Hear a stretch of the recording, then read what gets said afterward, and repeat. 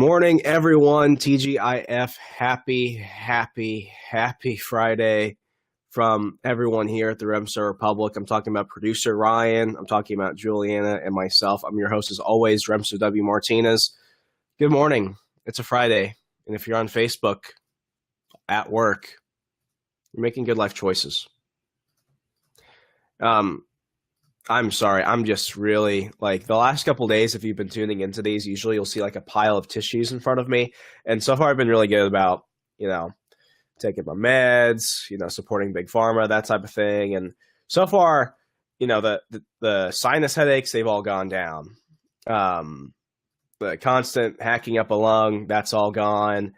The mountain of tissues and the snot coming out of my nose, finished. So that's all gone. And right now, I've got some ice water with a bunch of oranges and other stuff in there. 1 second. I know we're live, Ryan, but I need a technical foul on that one. If you go to the website, and this is a shameless plug, I know, but we just recently launched our health and lifestyle section. I've been drinking this, and this is a lot better than taking like a whole bunch of Alka-Seltzer, because if you're like me and you take Alka-Seltzer, it doesn't matter whether it's like Alka-Seltzer night or Alka-Seltzer cold AM, that stuff will just knock you out. It's like the best sleeping supplement ever. But, last night I had a bunch of stuff I needed to do. I'm getting emails like, you're late on this. When's this going to get done? Producer Ryan's giving me the stink eye. He's like, why haven't you finished that? Why haven't you finished that? Why haven't you finished that? And I'm just like, I am so out of it right now. I'm so out of it, it's ridiculous. So wake up this morning, I'm like, this has to change.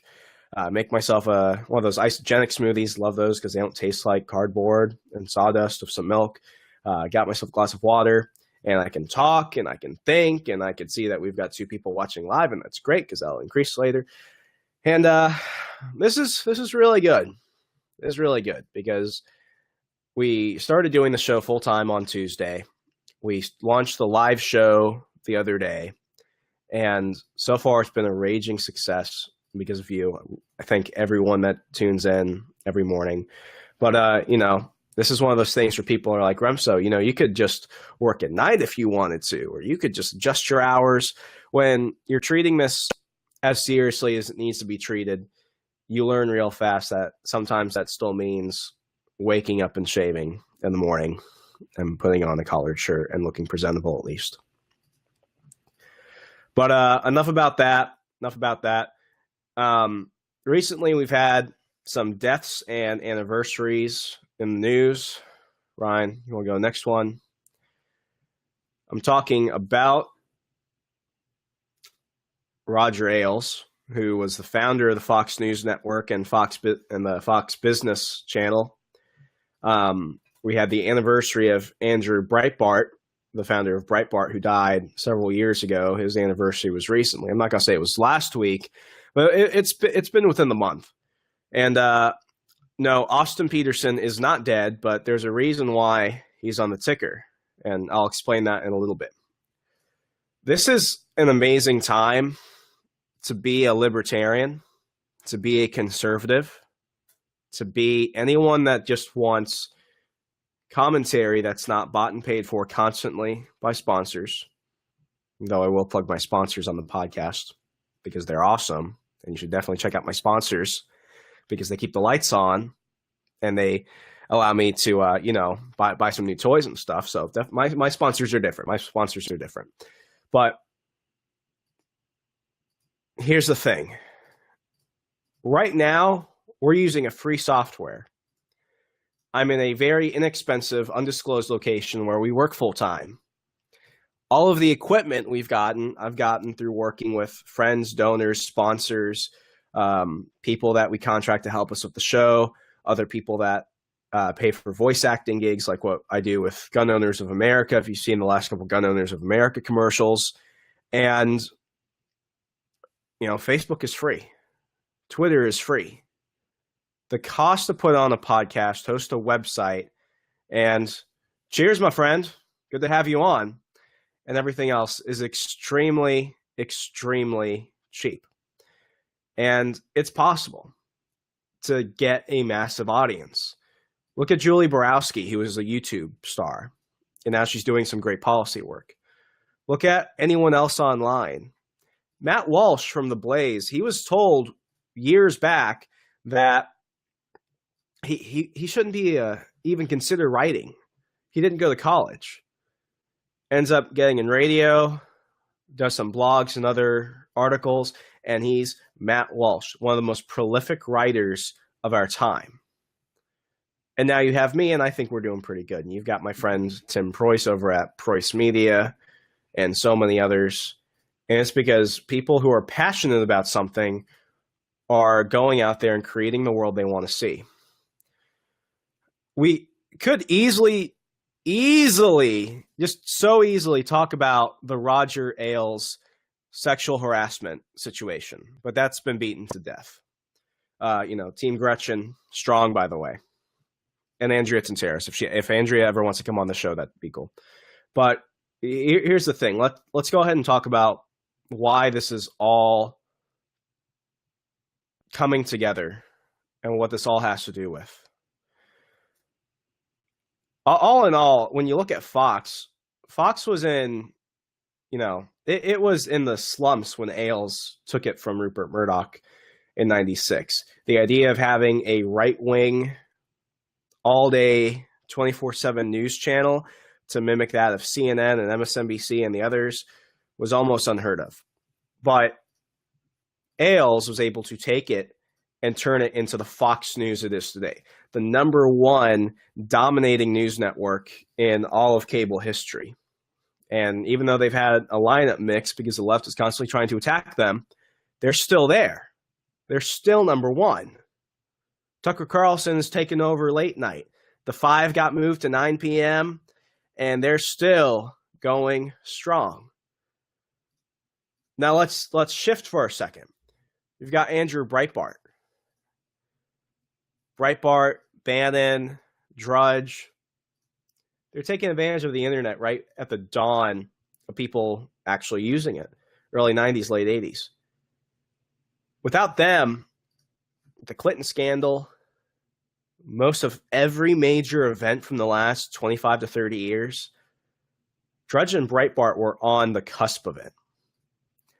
And they were taking advantage of the giant gap there was in actual consumer-friendly media and breaking information while actually going out and giving it to the direct people that it mattered to. You, me, voters, conservative and libertarian Americans that actually wanted to see a change in their community, state, and nation. Now let's flash forward or rewind 1 second because my throat is murdering me. Sorry, folks. Allergies are still murdering me. Spring 2015. Very first job in media. For me, we're just talking me, Austin Petersen, the Libertarian Republic. It's where I learned to write. It's where I learned to formulate my thoughts. It's where I learned the power of social media. It's where I met some phenomenal people. It really introduced me to everything. And if it weren't for that opportunity for me to jump in, there would ultimately be no Remso Republic. That's a fact. Regardless of everything that has happened, that occurred, where I stand now versus where I was then, and everything in between, good, bad, indifferent, ugly, beautiful mess it is, that's the truth. Yeah, that's the truth. And I remember my first phone call with Austin Petersen. Recently, he had left Freedom Works. Almost half a year in, he's doing the Libertarian Republic full time. And he puts an ad out asking for people on Facebook to come write for the page. And I'm just like, I'll do that. I'll do whatever. I'll do social media. I just want to get involved in this stuff. Young libertarian me, zealous and, just full of ideology and everything else. And you just want to jump in because it's fun and it's right. And you want to be part of something amazing and big. Shoots me a phone call. We talk. I'm kind of in the game. A few nights later, we have a longer phone call. And ultimately, I'm pitching ideas for him, and there are these long op-eds. They're very drawn out. One of my favorite sites at the time had been the American Conservative, and he's just like knocking them out. Not very nice about it. And he's like, Remso, what was one of the top trending stories on the site? Well, bunch of trolls shame Instagram hookers. Austin, that's the trending story on the site right now. He looks at me, he's like, there's that, and then there's what you gave me. What's the difference? And I'm like, I'm not talking about Instagram hookers, Austin. And he's like, of course you're not. But the difference is, no one's going to really read yours. You might get a couple, but people want to go after the clickbait stories. And what's going to happen after they click that, Remso? And I'm like, I don't know, Austin. What's going to happen after they read the story about trolls shaming Instagram hookers? He's like, they're going to go read the piece on Rand Paul. They're going to go read the piece on Ted Cruz defending internet freedom. They're going to read the piece on Justin Amash talking about the surveillance state. They're going to read a blog about gun rights. They're going to learn why Che Guevara was a terrible human being in 10 slides or less, or 10 reasons and why, and 5 reasons why you should be a libertarian, that stuff. You have to appeal to the zeitgeist. And what is the zeitgeist? The zeitgeist is the mainstream, but it's not just the mainstream. It's giving people what they want, but beyond that, it's giving them what they didn't even think they wanted. Once you learn that, folks, everything just kind of explains itself. Everything does. And because I don't want to get too bogged down in the bushes with the inner libertarian nonsense, because that's been beat down and it's boring and it does nothing but give people migraines online and a bunch of angry direct messages from me on Twitter, I will say this much. The parties aside, the people aside, there's a reason why Roger Ailes, Andrew Breitbart, and I've only ever really seen this with Austin Petersen and a couple people. I give them credit where I have to, regardless of everything. Here's the truth. The culture is what ultimately matters.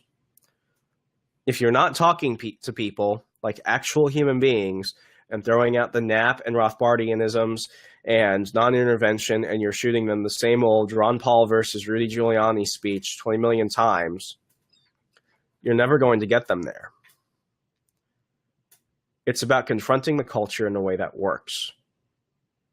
The Gary Johnson approach of everything else, and I know I've beat that horse to death constantly, but here's the thing.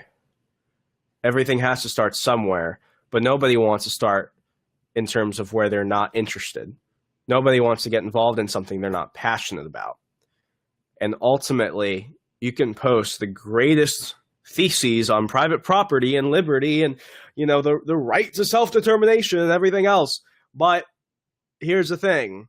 People will still almost always click on the trolls shaming Instagram hookers. And then that's where things continue. This is what brings me to my next part. It's the will to create the world you want to see. And let me tell you. Hey, Ryan, is that working? Okay, because I'm not seeing it on my end. This is still very new to us. Here's the thing. Oh, there it is. Awesome. You're all awesome, those who are bearing with me. Ryan, can you bring up the comments real fast? Nothing new? Let me see. You're not doing this for free. You pay by your time spent on the site. In return, they harvest demographics. Okay, thanks, man. What was I talking about a moment ago? Okay, it's the will to create. Ailes, Breitbart, Petersen. People would laugh at them. People would look down on them. But ultimately, the person that is hating you and talking crap about you online is the person that's running up to you at CPAC wanting to be your friend because you're the newest thing, because you did something that no one else wanted to do. Let me tell you, there are a lot of well-intentioned, good, honest, intellectual, bright and brilliant losers out there because they don't actually do the things they say they're going to do. and they don't take chances. It's a little bit, it's a little bit harsh, but ultimately that's it. The world is filled with good-intentioned people that don't go out and create. They don't go out and try.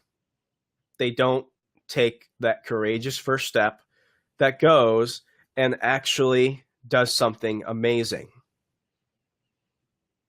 Trump was at my commencement speech last week, and I remember this pretty blatantly. He said, the world of tomorrow is not for the critics, it's for the dreamers. It's more than voting. It's more than posting some stuff on Twitter. It's more than wearing a t-shirt. It's about putting in this blood, sweat, and tears. It's about investing some muchos dineros.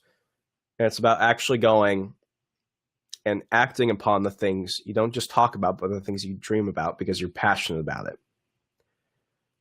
The will to create is what ultimately determines things.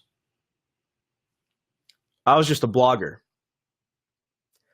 My first internship, I spent more time cleaning the closet, taking boxes and boxes of power strip cables and Ethernet cables and unwinding them for hours and hours and hours in a stuffy office. I door knocked. I made phone calls. I ghost wrote.